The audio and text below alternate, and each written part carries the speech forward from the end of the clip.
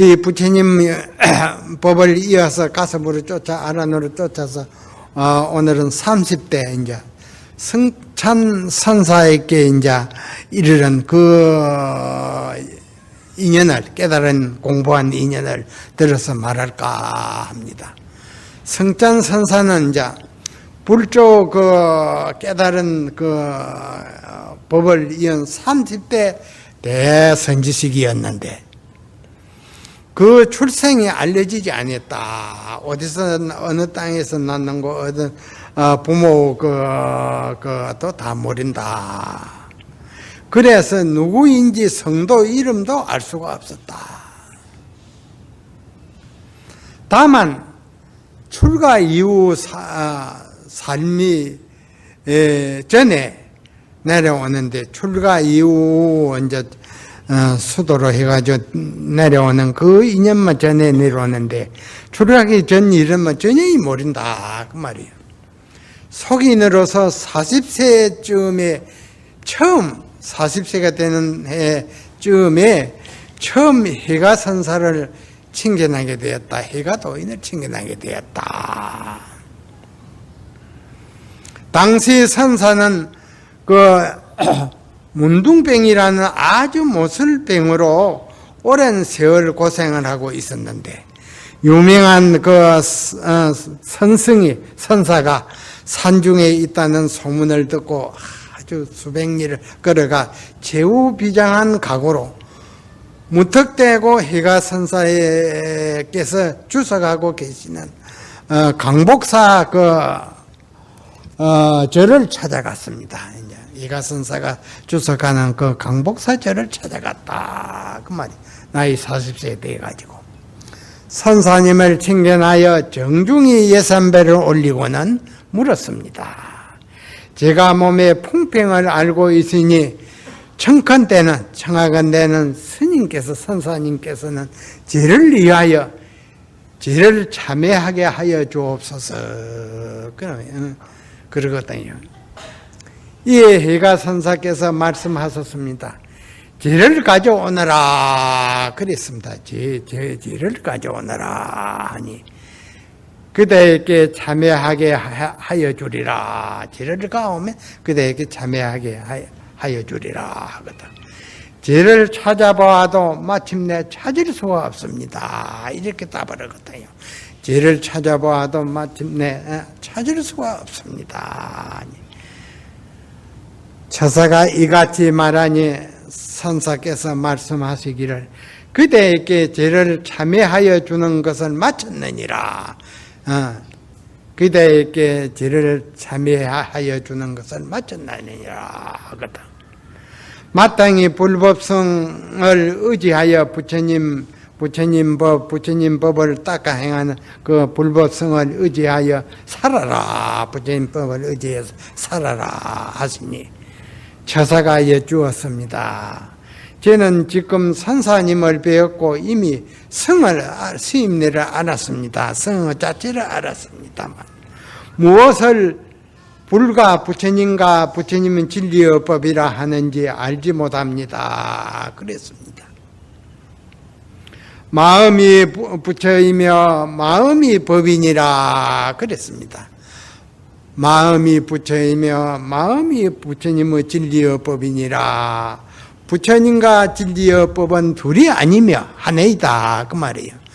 성보도 스님도 이제 바른 수도로 해서 스님의 그 청정행을 닦아 행하는 그 스님도 역시 그러하니냐. 삼보가 일체다 하나이다 그 말이에요. 이 말 아래 처사가 안목이 활짝 열리어 말하기를 그 말에만 진리의 눈이 활짝 열렸다. 오늘에야 비로소 죄의 본성이 허물의 죄의 본성이 안과 밖과 중간에도 있지 아니하며 마음이 그러하듯이 불과 진리의 법이 둘이 아님을 알았습니다. 그러거든요. 그러니 해가 선사께서 그가 법의 그릇임을 깊이 인정하며 출가토록 하셨습니다. 그랬습니다. 출가를 해서 이제 바른 안목으로 갖춰라 그 말씀. 선사께서 삭발해 주시면서 말씀하시기를 너는 승보이니 불보, 법보, 승보배이니 승보이니 성찬이라 하리라. 이름을 중승자 빛날 천자 성찬이라 하리라. 과거 전생을 다 깨뜨려 보고 이제 하는 말입니다. 하시고는 구족계를 받게 하셨다. 비구계를 받게 하셨는데 그로부터 성찬 스님은 차츰 문둥이병이 나와서 2년 동안 선사님을 시봉하였다. 풍병이가 막 대만에 나비리다 막바는 수도를 하니까. 그런 후로 2년여 동안 혼신을 다해 참선정진하였습니다. 그리하여 마침내 진리의 대도 문을 활짝 열어댔지니 그 안목이 모든 부처님과 모든 도인 조금도 다를 바가 없었으므로 희가선사께서 마침내 시민법, 그 부처님을 깨달은 시민법을 전하시게 되었습니다. 우리가 이제 하도가 1년 3매가 되면 천사람 만사람이 부처님과 모든 도인의 그 같은 진리의 눈을 갖춘다. 그 말입니다. 부처님께서 큰 법안을 가슴있게 전해 주셨고, 그렇게 차츰차츰 전하고 전하여 내게 이르렀는데, 내가 이제 이 법안을 진리의 깨달은 법을 그대에게 주고 아울러 가사를 주어 법의 심표로 믿음으로 상계할지니 나의 개성을 잘 들어라. 법을 전하는 이제 법문입니다. 본래 연유지 인지 하종생 본래 무유종 하역 분능 생이로다. 본래 인연의 땡이 있어서 땅으로 인해 종자와 꽃이 피어남이나 본래 종자도 없음이니 꽃 또한 남이 아님이로다. 희가선사께서 이렇게 법을 전하시고 말씀하시기를 멀지 않아 국난이 있으리니 나라에 큰 재난이 있으리니 그대는 내 법을 받고는 깊은 산속에 들어가서 서둘러 교화에 나서려 하지 말고 깊은 심산 속에 들어가서 가만히 이제 산속에 들어가서 이제 가만히 조용히 지내고 막 교화하려고 하지 말라 하셨는데, 바로 그 중국 북주나라의 무제가 일으킨 범난이었습니다. 범난이 일어나가지고 막 저를 불태우고 막 그런 못난 짓을 하는 그러한 세월이 있었네요. 무제는 전국의 불탁과 불상을 파괴하여 불교를 억압하는데 이를 미리 아시고 전하신 말씀이었습니다. 이런 재난이 오니 막 그 심산에 들어가 조용히 혼자 지내라 했습니다. 성찬 그 선사께서 이렇게 법을 전해받아 부처님과 조사의 30대 선사가 되신 후 곧장 몸을 숨겨 서주 왕공산 상곡사에 들어가 깊이 응거하였습니다. 아주 깊은 산중에만 조그마한 앉아에 가서 응거를 하고 지냈다. 그런 후로 훗날 도신이라는 제자를 얻어 시민법을 전하시고는 곧 나부산으로 가서 은둔하다가 다시 예전의 왕공산 상곡사로 돌아와서 열반에 드실 때까지 심지법은 마음 땅 법문을 널리 선양하셨는데 사부 대중이 구름처럼 모여들었습니다. 많은 대중이 모여서 막 이 최고 바른 수행법을 법문을 듣고 바른 수행을 다 행했다 그 말이에요. 이 시기에 성찬 선사께서는 후학들을 위해 신신명이라는 법문을 남기셨는데, 신신명이라는 큰 이제 좋은 법문을 남기셨는데, 사헌절거라 네 글귀로서 이제 신문을 적었는데, 선의 요체를 잘 드러낸, 이 부처님을 깨달은 선의 요체를 잘 드러낸 글로서 중국에서 불법이 전래된 이후로 최고 문자라는 법문이라는 평가를 받는 글이었습니다. 책자였습니다. 선사께서는 바로 이 신신명을 통해 일체의 분별에서 벗어난 곳이 깨달음의 세계임을 명쾌하게 설파하여 말씀하여 많은 후학납다들로 하여금 큰 구감이 되었습니다. 도를 닦아가는데 큰 구감이 되었다. 훗날 그 세연이 다음에 임종에 이르러 열반에 됐을 즈음에 이르러 제자들에게 말씀하시기를 나는 본래 사라왕열애로서 본래 이 수급전 아주 억만년 전 사라왕열애로서 이 사바세계에 3번을 다녀간다. 그리 예언을 했습니다.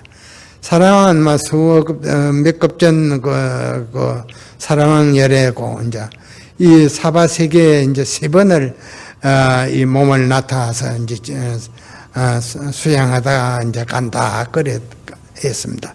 첫 번째는 부처님의 그 17대 조사 법을 이어받은 성간한제 존자요.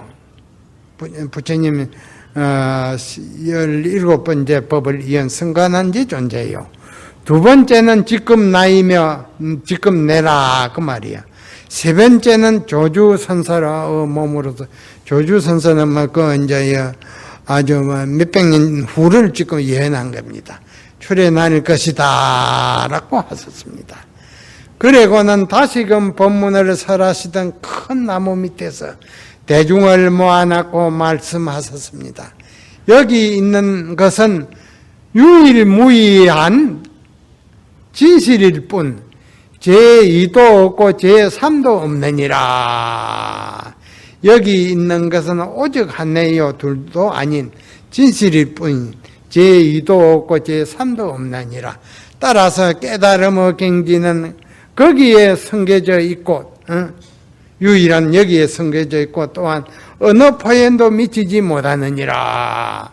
진리의 주체는 망망하고 아주 강대무변하고 고요해서 듣고 볼 수 없으니 그 진리의 세계는 이 중생의 눈으로는 도저히 상상할 수도 없고 볼 수도 없으니 글자와 말은 소용없는 사견에 지나지 않음이로다. 이 부처님은 깨달은 진리는 말로서 표현할 수도 없고 행함으로서 드러낼 수가 없다. 강대무변하고 심오해서 그 말이에요. 그런 거로 다시 말씀하셨습니다. 세상 사람들은 모두가 자선에 앉아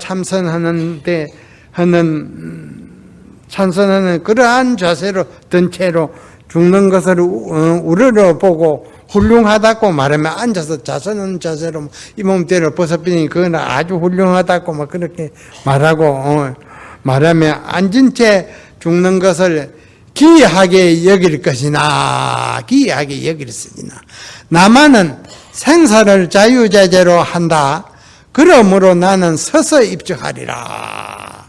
당신은 이제 모든 과거 훌륭한 선수들 앉은 채로 다 몸대를 벗었지만 자기는 자유자재로 서서 입증하리라. 이 유한 이제 마지막 모습을 드러내려고 그럽니다. 그러고는 서서 합장한 뒤 두 손을 뻗어 나무가지를 진 채로 열반이 되었습니다. 나무가지 서서 딱 나무가지를 잡고 막 서서 들어가지고 막 그 열반이 되었다. 이에 제자들이 선사께서 잡았던 그 나무 아래에 탑을 세워 사리를 모시고 고향을 올렸습니다. 이때가 수나라 당나라 수나라 탕제 대업 3년 서기 606년이었습니다. 훗날 당나라 대종께서 감지선사라고 이코를 내렸습니다. 훗날 정수선사가 찬탄하시기를 삼조 대사여 법왕진제로다. 법왕의 참 아들이로다. 출어 유미하고 신무피차라 말을 내며 아주 심오하고 마음에는 너와 나가 없음이로다. 삼조대사여 보방의 아들이라. 말씀은 깊고 기억한 데서 나오고 마음에는 너와 내가 없음이로다. 혹 저 살림하고 혹 낭시하라. 인지하생하니 전단 임의로다. 혹은 산속에 거처하고 혹은 시변에서 살미라. 땅을 인해 꽃이 나니 전단이 우거짐이로다. 전단나무 행이만 아주 막 그런 나무가 우거졌다 그 말이 칭찬. 그리고 이제 30 일대 대도신 선사에게 법을 이제 전해서 이제 받은 대도신 선사라는 들어 말하겠습니다. 도신 선사는 속성은 사마시였습니다. 본래 한해에 살다가 하수내라는 지명에 살다가 거주 강제로 옮겨 자랐습니다. 나이가 7세가 될 때 출가하여 삼위승이 되었는데, 이제 출가해서 삼위승이 되었는데, 14세가 되어서 왕공산의 부처님의 법을 이어받은 30대 조사께서 묻 사부 대중에게 바른 진리의 법을 선양하고 계신다는 소식을 듣고 왕공산 상곡사를 찾아가 법문을 듣게 되었습니다. 그 선사를 찾아갔다 그 말이에요. 하루는 도신 삼위승이 승찬 선사를 친견하여 예산배를 올리고 물었습니다. 어떤 것이 부처의 마음입니까? 그래 물었습니다. 너는 지금 무슨 마음인가? 그랬습니다. 선사께서 이렇게 되물으시니 도신삼위가 말하기를 저는 지금 무심입니다. 그랬습니다. 아무 생각도 없다 그 말이에요. 너가 무심이라면 부처님께서 무슨 마음이 있겠느냐? 내가 무심이면 부처님께서 무슨 마음이 있겠느냐 하시니 삼위가 청하였습니다만 선사님 제게 해탈 법문을 들려주십시오. 부처님의 깨달은 해탈 모든 번뇌에서 벗어난 진리의 묘한 법을 들려주십시오. 누가 너를 속박했느냐? 본시 속박한 거 갖고 대해탈인데 해탈 법문에 들려주라니 누가 너를 속박을 했느냐 묻겠느냐 전신을 묻겠느냐 그 말이냐. 아무도 속박한 이가 없습니다. 아니 아무도 속박한 이가 없으면 너는 해탈한 사람이니라. 아유 자유자재한 그러한 도력을 가진 사람이니라 그랬습니다. 어찌 다시 해탈을 구하느냐? 그러면 어찌 해탈을 구하느냐? 도신삼위가 이 말씀에 크게 깨닫고는 성찬선사의 옆에서 9년간 시봉하다가 길주에 가서 구족계를 비구계를 받고 돌아왔습니다. 돌아와서 선사님을 뵈니 선사님께서 법을 전해줄 것을 선언하시고 전법계를 법을 인증서를 내렸었습니다. 하종수 인지하고 종지 종하생이나 양무 인하종하면 하종 진무생이라.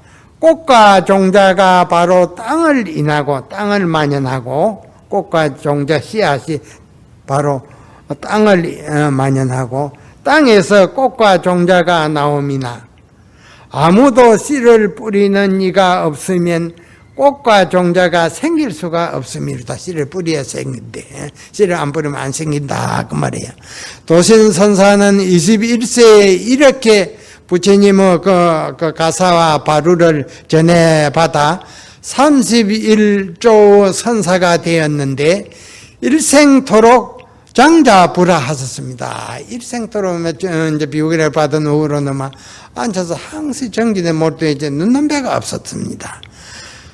624년 서기 624년 쌍봉산에 들어가 해상을 여니 500여 대중이 운집하였는데 선사께서는 이곳에서 선농일지의 삶으로 한편으로는 농사짓는 가운데 선과 농사를 짓는 이 일치된 삶으로서 노동과 참선을 병행하였습니다. 항상 이러는 가운데 하늘을 들고 이러한 중놀이를 했다.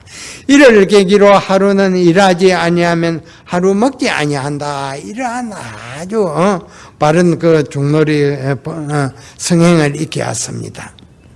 하루 일하지 아니하면 하루 먹지 아니한다.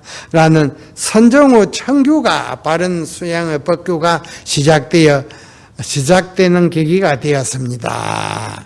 이렇듯 도신선사의 법이 천하를 덮으니 당나라 태종 임금이 세 차례나 궁에 모시고자 하였지만 선사께서는 끝내 따르지 않았습니다. 암만 오스레이 당갔다 그 말이에요.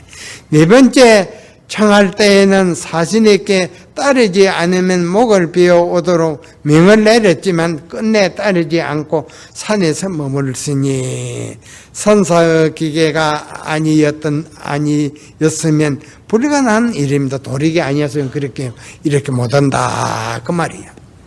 그렇게 도신선사께서 쌍봉산의 희생을 연지 30년 후에 제자가 되는 홍인 스님에게 시민법을 전하고는 제자를 만났거든요. 전하고 오시고는 곧장 열반에 됐으니 세수는 72세였다. 때는 고종 때인 651년이었습니다. 문인들이 탑을 조성하여 선사님의 육신을 하장하지 않고 그대로 모셨는데 4년 후에 4월 8일에 탑문이 아무 이유 없이 제절로 열렸습니다. 탑을 딱 해가지고 석간에도 모셨는데 그런데 4년 후 흘렀음에도 4년 세월이 흘렀음에도 도신선사님이 육신이 생시와 다름없이 그대로라 그대로 딱 앉은 그대로 있다 그 말이야. 문인들이 다시는 탑문을 닫지 않고 고향을 올리고 예를 다하였습니다. 훗날 당의 8대 황제인 대종으로부터 대예선사라는 이코를 받았는데 선사께서는 뛰어난 예술을 지녀서 당 태종의 병을 고쳐주기도 하고 초목집성이라는 예서, 그 병을 고치는 예서를 제술하였기 때문이었습니다. 이 같은 도신선사의 선풍은 신라의 법랑스님과 법랑스님이 제자 신행스님에 의해 신라로 전해져 9세기에 구산 선문의 하나였던 보암사 희양 산문을 이루게 되었으나 우리나라로 그 이제 법이 전해 내려왔다. 훗날 정수선사께서 찬탄하시기를 4조 40에 인사해탈이라 저세 도유하니 흥자 양하리로다. 4조 선사께서는 14세에 수승을 위해 해탈을 얻음이로다. 부처님의 진리를 깨닫게 되었다 그 말이야. 세간에 계실 적부터 도를 닦으셨기에 자비를 일으키심이 넓고 한량이 없음이로다. 영절조영하고 행거 심하리라 가소하다 하니 인전이발이로다. 영하와 세태가 영원히 끊기었고 영하와 세태가 영원히 없어졌고 시작과 마지막이 아득히 사라졌다. 이제 도를 포함한 이러한 경지가 이때는 이루어지는 것입니다. 열매는 적고 꽃은 많음이니 홍인이 그 이발을 전해받음이로다. 홍인돼서 이발을 전해받았다. 3조에게. 그러면 시의 대중은 30조 선사, 성찬선사와 31조 도신선사를 아시겠습니까? 그 말이에요.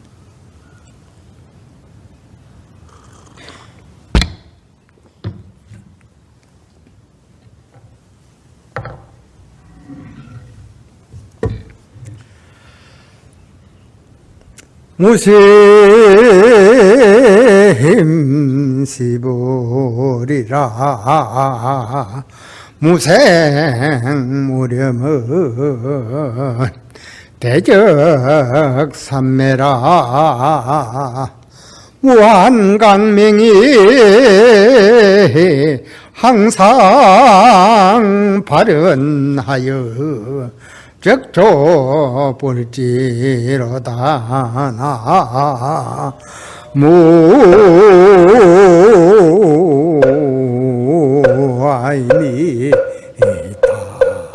무아이니다 볼 승찬선사와 도신선사를 아시겠습니까? 그분을 깨달은 살림살이를 아시겠습니까? 그 말입니다.